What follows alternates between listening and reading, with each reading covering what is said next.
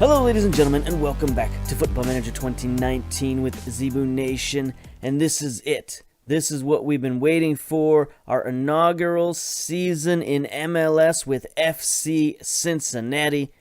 It's very exciting times, the off-season, the preseason, all of that is done. We're going to get ready for our very first game in MLS. But first, before we get into where FC Cincinnati is at the moment, let's take a look around the league and around the competitions and see how the competitions fared last season. So first of all, the U.S. Cup, that's the competition that we were in last season, the only competition we were in last season. And that ended up with Philadelphia beating Tampa Bay 2-0 in the Cup final. That's a very interesting matchup because Tampa Bay, they're a lower division team. They're a USL team. Let's take a look at them. Eastern Conference, USL. Finances are okay. 2-star national reputation. You know, this is a team, I don't know if they're getting ready for an MLS bid. I don't know if they have one in. You know, maybe they're on the list of like the top 10 or top 15 cities that are considering MLS expansion. But they have been very consistent on the field. You know, no matter what their finances are off the field, they've been very consistent performance-wise. Third in 2011, second, 7th, 2nd, 10th, and then third last year. So the Rowdies, they've played pretty well, and now you add a U.S. Cup appearance, maybe not a victory, but they got to the final game. That always gives somebody a little bit of a boost in reputation. So we'll see if maybe that can parlay into something. Who knows? Tampa Bay Rowdies could get a little bit of a boost. Maybe not catapult them into MLS the way FC Cincinnati got catapulted into MLS by their run in the Cup, but we'll see. So it's a good win for Philadelphia. They get a little bit of silverware on the season. But the real silverware happens in MLS, and let's take a look at the Supporters' Shield for last season. Seattle comes out on top with the championship, a very, very tight race with Sporting KC. Both teams with 19 wins, 9 draws, 6 losses, a total of 66 points. They beat out New York Red Bull by 1 point on the season. So it's a very tight race at the top of the league. It looks like Seattle won on some sort of combination of tiebreakers. They have the same goal differential. So maybe Seattle won on goals scored, or maybe they won on head-to-head. I don't know exactly. But whatever the tiebreakers were, they fell in favor of Seattle. So they got the regular season championship. Let's see if we can take a look at who got the MLS Cup champion, Major League Soccer, New York. Look at that, the Red Bulls. Who'd they beat? Let's go to the end here. Final game of the season, perhaps. No, I clicked too far. I went into this season, 2019. There it is. New York, they beat Seattle. That's pretty good for Seattle. Win the regular season, get to MLS Cup final. Couldn't quite get there. Take a look at the past winners, and there is New York Red Bull beat Seattle. Seattle, interestingly, was in the Cup final 3 years running. They've only won it once. That shows you the quality they've got out there in the great Pacific Northwest. Toronto was in the Cup 2 seasons in a row. Fell off this season, weren't able to make it. We'll see if they can make a comeback. The problem with Toronto is that they're a pretty old team. I mean, Seattle's kind of old too. But Toronto is a very old team. They might start to fall off, so they might need to do some rebuilding. But as for New York, they seem to be an up-and-coming team in the Eastern Conference, so we're going to have to watch out for them. So that's where the teams finished last season. I mean, I guess we can look at a few more of the teams in the Supporters' Shield and see where some of our local rivals finished here. Down at the bottom, Chicago. Only 24 points on the season, finished dead last. Anybody else? Columbus, our in-state rival, 19th. Only 33 points on the season. So there's a lot of teams in the Eastern Conference that didn't do very well. I guess the Western Conference had some pretty low teams as well. Orlando City was 16th for the Eastern Conference.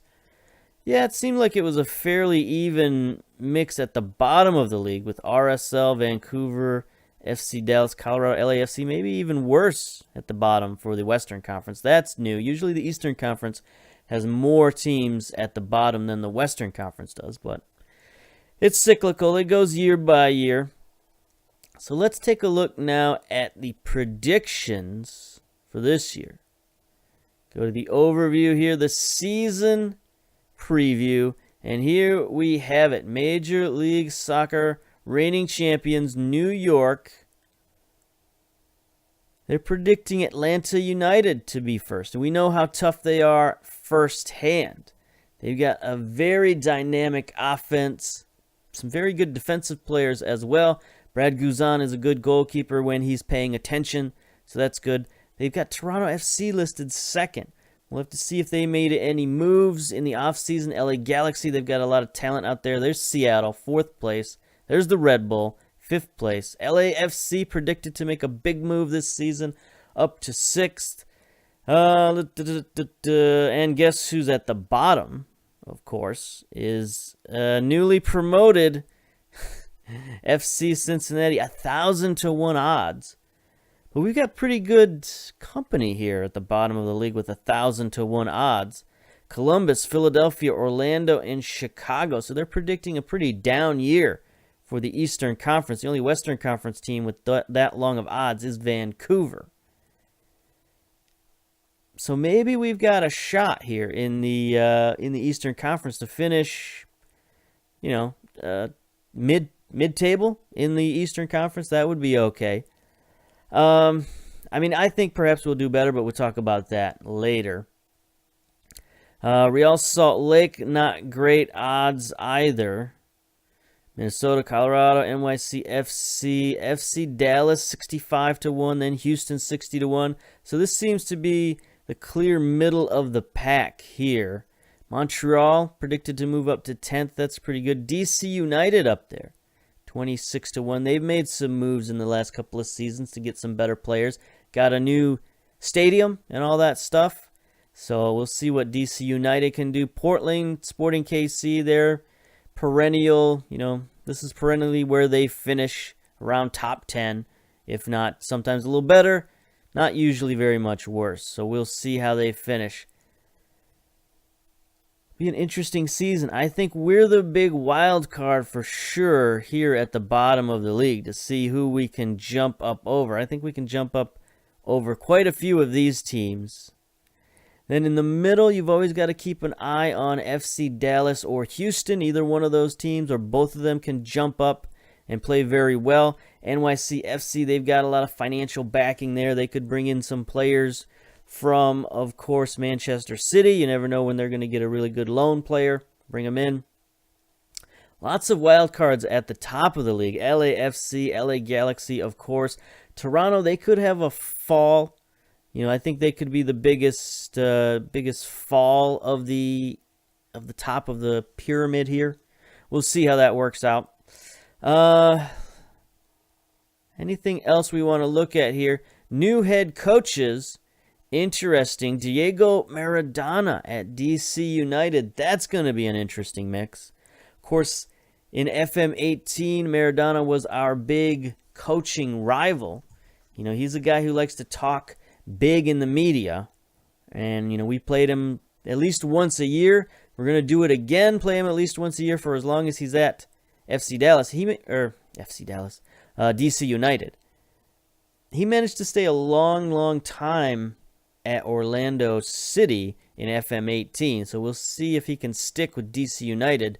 Then we got Peter Vermees up in Toronto. Bruce Arena taking over Atlanta United. That's an interesting mix. I don't know about that. Atlanta likes to have international players. They like young, exciting international players. I don't know how that fits with Bruce Arena, but we shall see. Dream 11. So this is the preseason best 11. Kiko Casilla in goal. 32-year-old experienced goalkeeper, Atlanta United, valued at $9 million. So is he taking over for Brad Guzan? I mean, with that kind of value, you'd think he would. Berger Mealing, 24-year-old fullback from Columbus, Norwegian, valued at $3.1 million. Juseli, 30-year-old defensive midfielder, playing center back apparently for DC United. A lot of international players here. Emiliano Moretti, 37-year-old center back. I don't know about that. What does a 37-year-old center back look like these days? Yeah, I mean, he's good. Still got his strength. His pace and acceleration aren't the worst I've ever seen, but they're not great. Obviously, he's got great mentals, very good technical, so he's okay. I don't think he's going to be the best in the league by far. A lot of international players on this best 11. Matteo Darmian, another Italian at fullback. Here's a familiar name. Nicolas Lodero, 29-year-old from Seattle. Jonathan Dos Santos, of course, one of the Dos Santos brothers there in L.A. Michael Bradley seems to be the lone American on the team. Carlos Vela, of course, LAFC. Outstanding player, outstanding season last year. Giovinco from Toronto, 32 years old now. He's getting a little bit up there. Another Italian. I think that's our third Italian on the team. He's still valued at $5.5 million, so he's still got a lot going on. And then, of course, Zlatan Ibrahimovic, 37-year-old powerful striker, only valued at $675K. Take a look at Zlatan. He is still real good. Real good. 18 strength, 19 balance, jumping reach. Holy cow. I mean, his pace and stamina and agility are falling off, but everything else is through the roof. Flair, 19. Get out of here.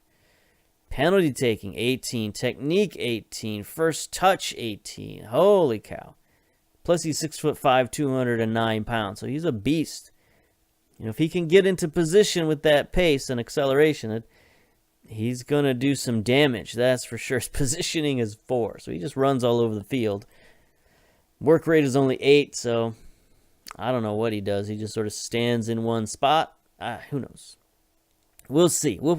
We might play Zlatan this year, so we'll see how he plays in FM. I don't know that I've ever seen him actually play in FM. He does a lot of crazy stuff in real life, but I don't know about FM. Let's see. Key players. Atlanta United. Kiko Casilla and Barco. Barco has stayed at Atlanta United. That's surprising.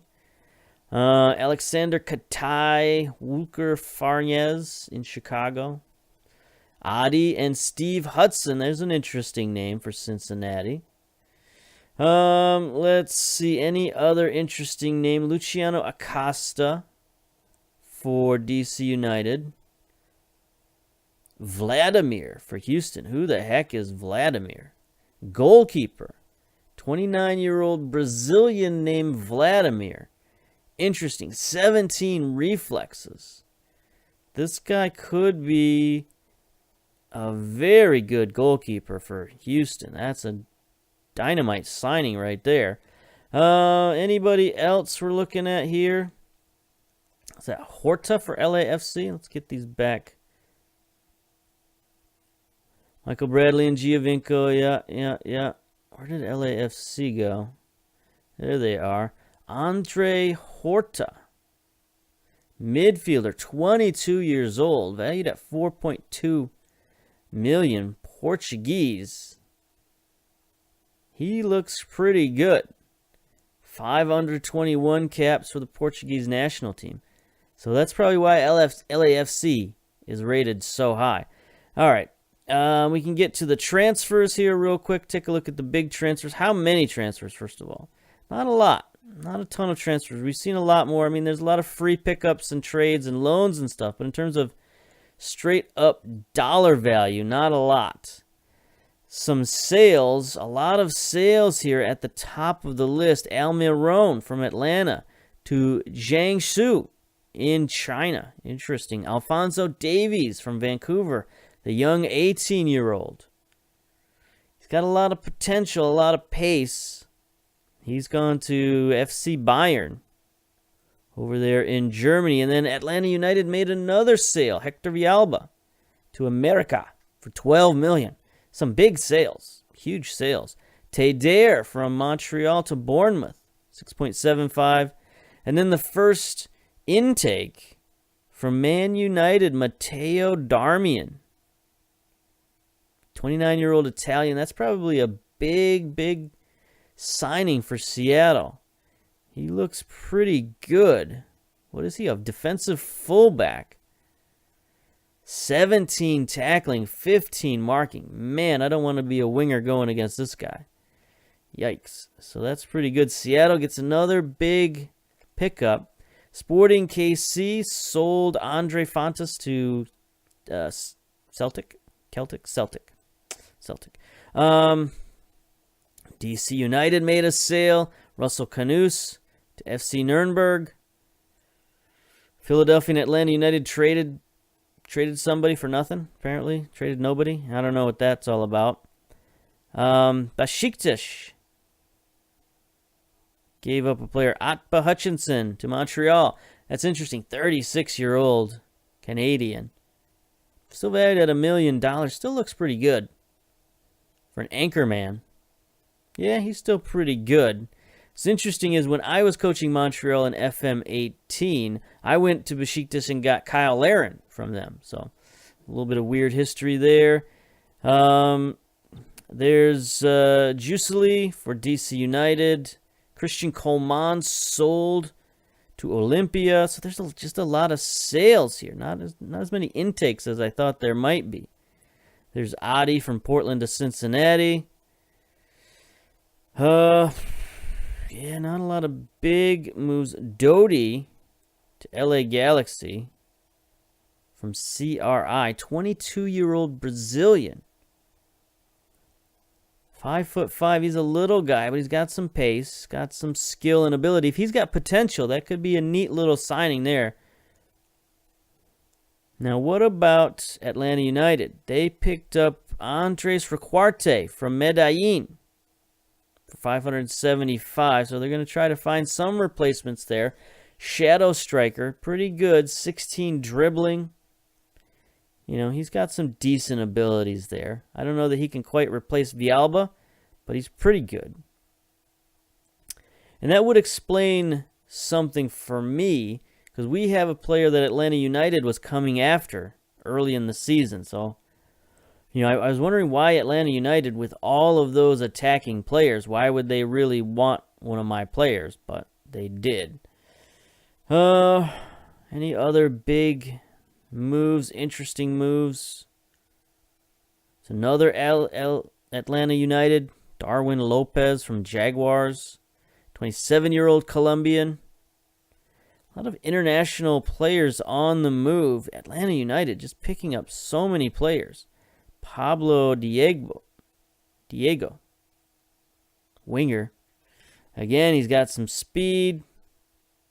Very average-looking player, even though he's rated at 4-star current ability. Doesn't look 4 stars to me. But what do I know, I guess. Let's see. Anything else? Interesting. A lot more players than I actually thought. Who's the lowest transfer bid? Aurelian Collin from New York to Tampa Bay for $12.75K. 32-year-old Frenchman, defender. Just sort of getting him off the books.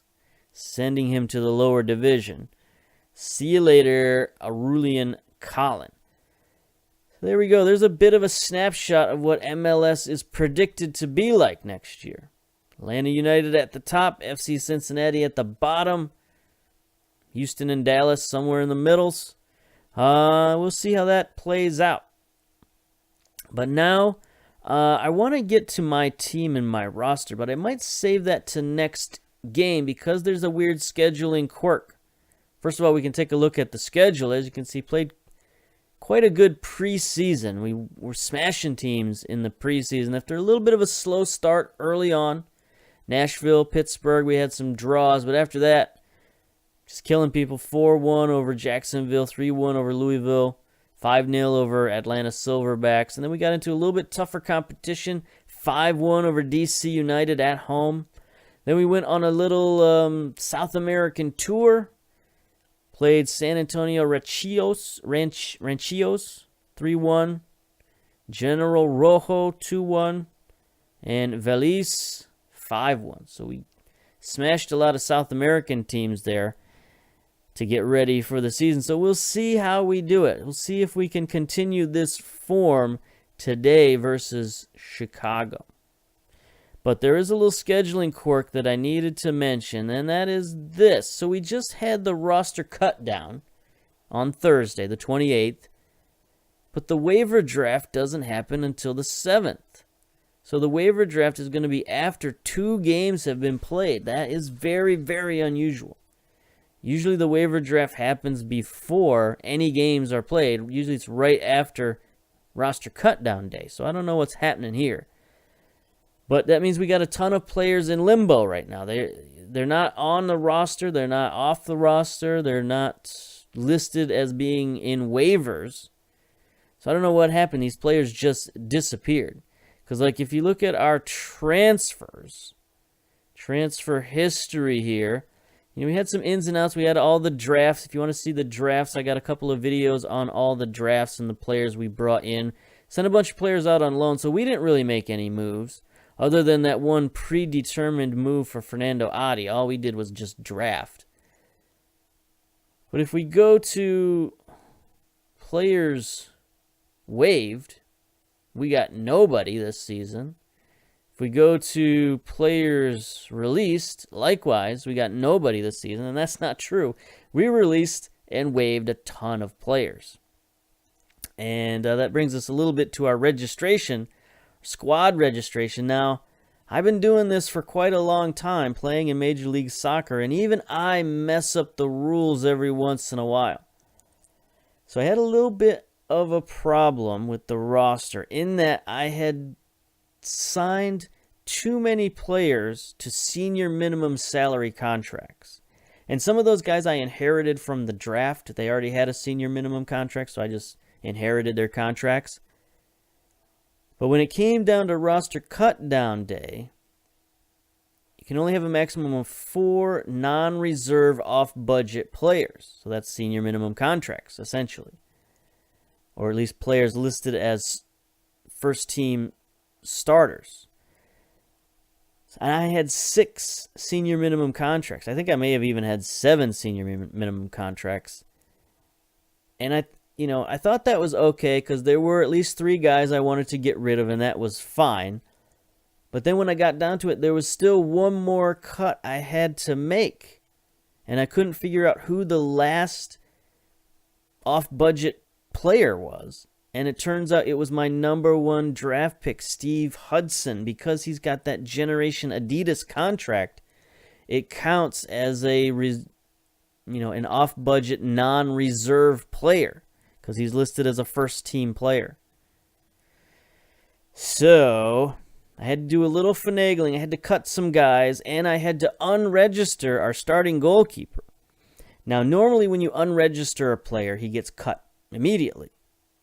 But because I have the Generation Adidas contract, he's got a little waiver in his contract that says he can be unregistered and yet stay on the team. So I used that loophole to keep the other players I wanted to register while I try to give them some new contracts. I'm trying to give, I'm trying to send Zendejas out on loan. I'm trying to give Klute a new contract. I tried to give Tolo a new contract, but he didn't want a new contract for some reason. I don't know. But none of that's going to happen before our game today. So we got some interesting stuff going on. Let's get to our matches. And here we are, FC Cincinnati versus Chicago. New England, Minnesota, Montreal, San Jose, Orlando, Seattle. We'll see how good Seattle is this year. Are the Red Bulls playing on opening day? Doesn't look like it. Toronto versus Portland, that's a big matchup. Atlanta, LAFC, that's probably the TV matchup. If I'm honest with you, the biggest stars will be in that game for sure. LA versus Colorado. Nobody really pays much attention to Colorado, so I don't know about that. We'll see Columbus this year if they're as bad as everybody thinks. Same with Chicago. I guess we're going to find out firsthand against Chicago. So let's get to the match preview. And here we are. We are 6-4 favorites to win. So I think I figured out this little sports line. Maybe I've just been dense this whole time. But to me, I think it's 6-4 favorites for Cincinnati to win, 2-1 for a draw, and 13-8 for Chicago, against Chicago to win. That's how I think it is. Or maybe it's 13-8 odds that Chicago loses, something like that. Anyway, we're the favorites, so that's an interesting for a newly promoted team to be the favorites. We had a press conference where the press conference was like, oh, this could be the only game you ever win in your entire life. Is it important? And all that stuff. And I just blew off that reporter because I didn't like that. But we got some injuries. They got one injury, Sam Nagel. Jose Villarreal is ineligible. Steve Hudson, our starting goalkeeper, is unregistered. That's no good. And then Michael Barrios, our best player, is doubtful with a thigh bruise. So we got issues there. Playing at Nippert Stadium in Cincinnati, Ohio. 22,000 tickets have sold of a 40,000 capacity. We'll look at our season tickets, I think, next episode. We're going to try to get to the game today so this episode isn't too long. But we're selling a lot of good season tickets. We got a 25,000 seat stadium coming up in the next couple of years. So if we can, grow these numbers a little bit, we'll be having sellouts every game, and that'll be good. So let's get to the team selection. Here we are. We're going with the 4-2-3-1, of course. Let's submit that team. Got some guys lacking match sharpness, of course. We'll see how it goes. We'll see what Chicago is doing.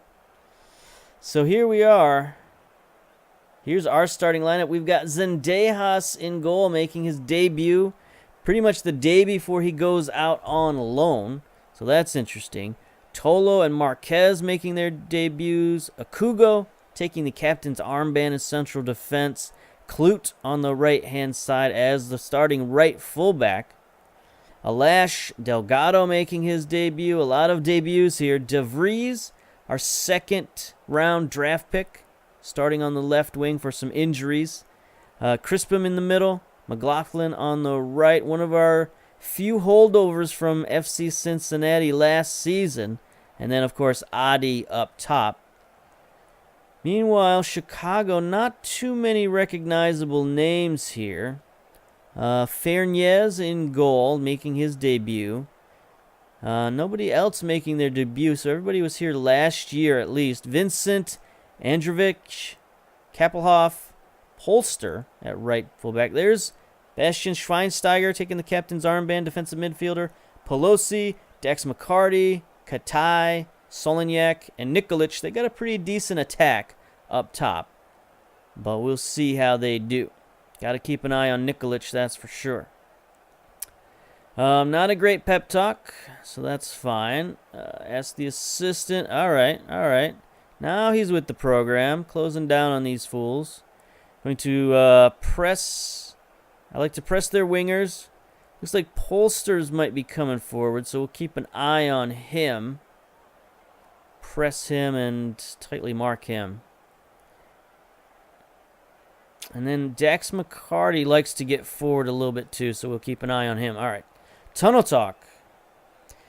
Can you talk about your changes today? Is there anything for injuries? We had some injuries. It's a squad game now. You need to rotate. I don't know. Rest, I guess. You left Ledesma out. Is that due to his recent injury problems? In other circumstances, we might have risked him. That is true. So he's still on the squad. We'll talk about him next episode a little bit more. But we're definitely going to see a lot of him this season. Turn my headphones down a little bit. First highlight in the books. Yeah, so it's going to be an interesting season. I've got a good feeling about this team. Here's DeVries taking the free kick, and he scores. The rookie opening kick. Opening highlight. Of course, it is a free kick goal. A nightmare start for Chicago, says the announcer. And there it is. With Ledesma out, the rookie steps up and takes the free kick. Outstanding start. 6 minutes into the match. So like I was starting to say, I've got a good feeling about this team. I feel like this team has got a much more solid foundation than last year when I took LAFC as the expansion club. I just didn't feel like I built that team properly. This team feels built much better. Here's DeVries again on the corner. Headed out, but Adi gets the rebound. Back to DeVries, looking to return the favor. Delgado with the header.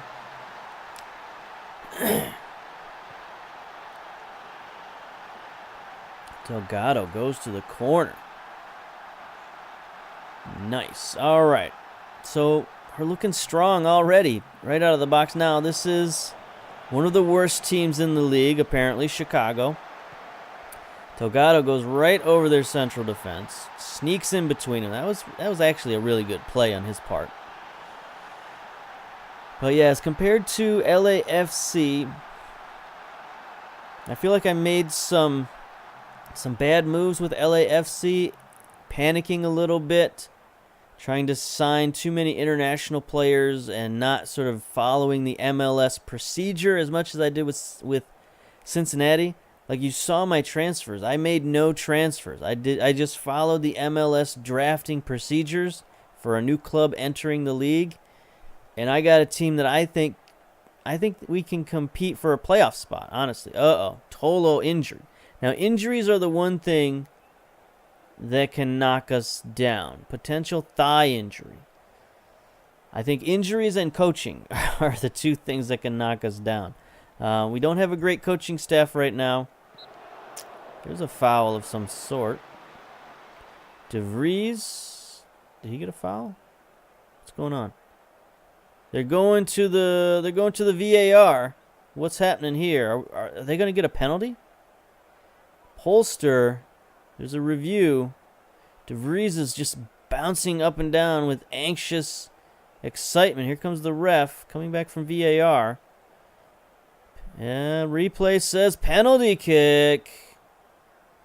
DeVries is still hopping up and down like a maniac. Not sure what's going on here. Polster gets a yellow card, first of the season. No, it's just a free kick. Okay, I thought it was going to be... With all of that just for a free kick? Come on. That seemed like a bit of a waste. But, you know, that's VAR for you sometimes. MLS loves VAR.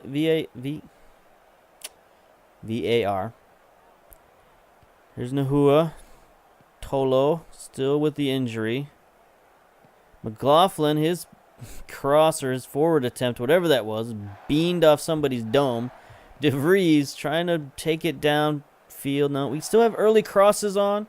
The fullback's getting forward. There's Nahu with his gimpy leg. Gets it into DeVries. Back out to Nahu. Is he going to send it in? He does.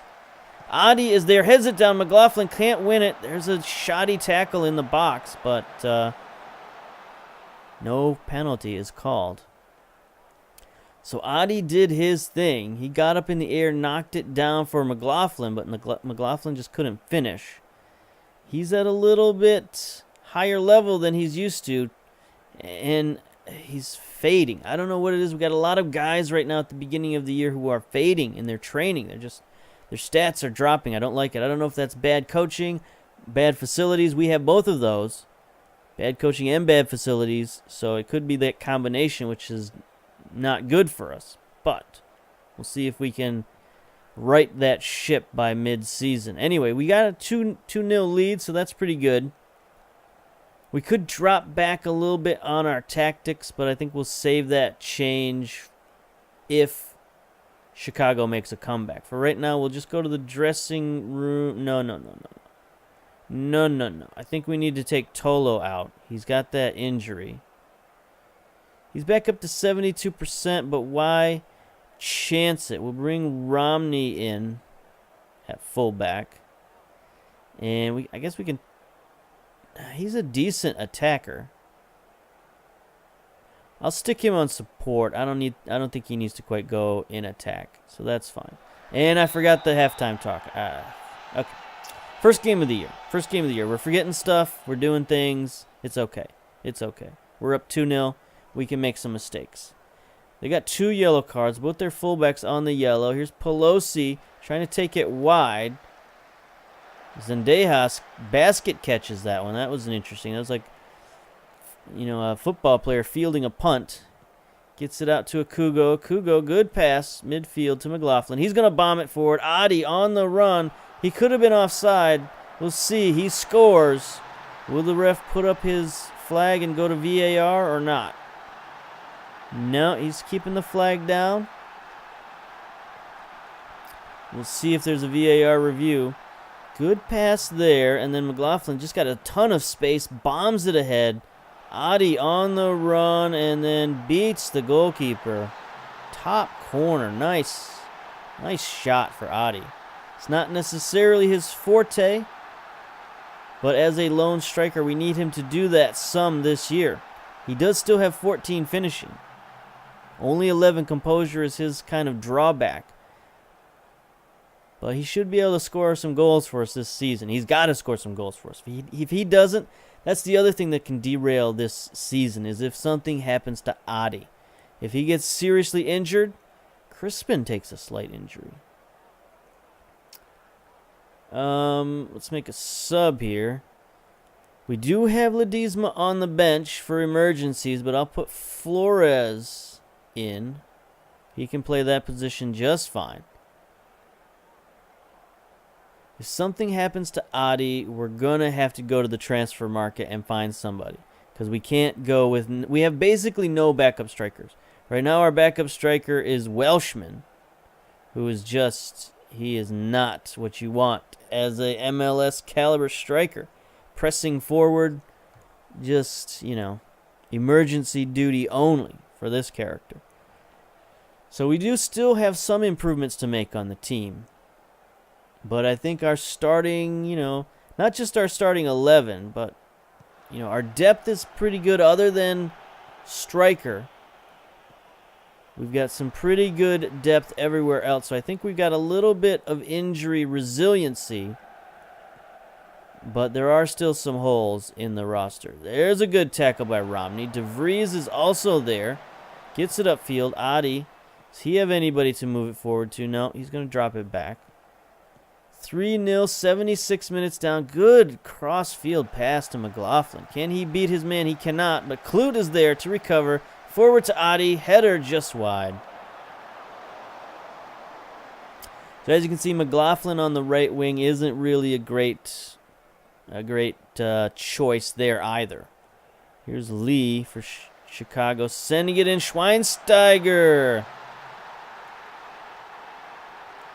gets one back. So let's make a tactical change while they're looking at that. Out of possession, let's do what we do. We drop back. Instead of changing formation and doing all kinds of crazy stuff, I just like to sort of drop back. The same formation, same everything. Just tell everybody, chill out a little bit. In possession, let's go, lower tempo, shorter passing, waste a little time. And that should be good. Polster, not looking good. They moved him to central defense, and he's injured. 5.9 rating. That's no good for them. 82nd minute. Flores wins the ball. Marquez gets it up to Adi, who's looking good. Out wide to McLaughlin. Can he make a play? He's been sort of stymied all game long. He chips one in. DeVries lets it bounce off of him. That Alash just knocked it wide. The goalkeeper was lying on his face. Goal wide open, and we miss it. I mean, we still got a 2-goal lead, but it'd be nice to get that 4th goal. cemented away. Doesn't look like Chicago has a comeback in them. 5 minutes of stoppage time. 2.5 minutes already down. 3.5, 4 minutes. Clock is rolling. 10 seconds to go. This should be the final highlight.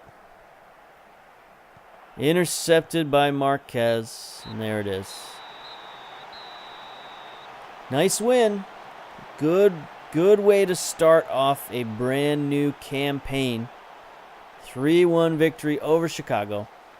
And Andy Bennett from the American Soccer Daily predicted the match, and not surprised that Cincinnati had been able to win this one.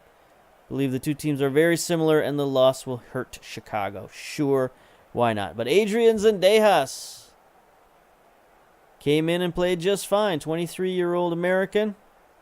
He's not the greatest player you ever saw, but he's going to be going over to Finland and getting some experience after this experience of starting on opening day because of the roster snafu. But anyway, we shall be passionate. Very pleased with the result and your performance. Good job, boys. Good job. Let's go. Quality of possession provide the victory. 100% shots on target for DeVries. 9-0 match rating. That's pretty good for a rookie. Got us off to a great start. Tolo injured 10 and 13 days. That's not great. We don't have a ton of depth at left back. Talk about that next episode, I think. Paunovic. Yeah. Astute press conference. DeVries makes his debut. Played very well. Press conference. DeVries, stellar. 1 goal, 1 assist, 9-0 rating, 4 shots on target. Pretty good. Pretty good. We can't praise him, but that was pretty good. All right, so schedule. We got Columbus, Sporting KC, Orlando, all that. I mean, I should probably show the Columbus game, but I don't really want to because of this calendar weirdness. I want to get to the waiver draft so that we can get our roster finalized, because there is room on the roster for more players, and I want to see who's available in the waiver draft. I think there are going to be some pretty good players available, but I can't tell right now. It's kind of frustrating. Like, even if you go to Major League Soccer transfers waiver list, there should be a list of players here who have been waived because we just had roster cuts. I know I personally waived like 8 people. So there's got to be somebody on that list. It's just they're not going to become available to view until the waiver draft becomes official, which, is a problem in and of itself. But anyway, we'll come back for that. Maybe we can do, start the game with the Columbus game and then do the waiver stuff. Do the waiver stuff and use, editing magic to go back to the Columbus game. I don't know. I mean, Columbus is our rival. We probably should show that game. So we'll figure it out. Figure out a way to do it. But, that's for next time. So until then, we'll see you later. Bye-bye.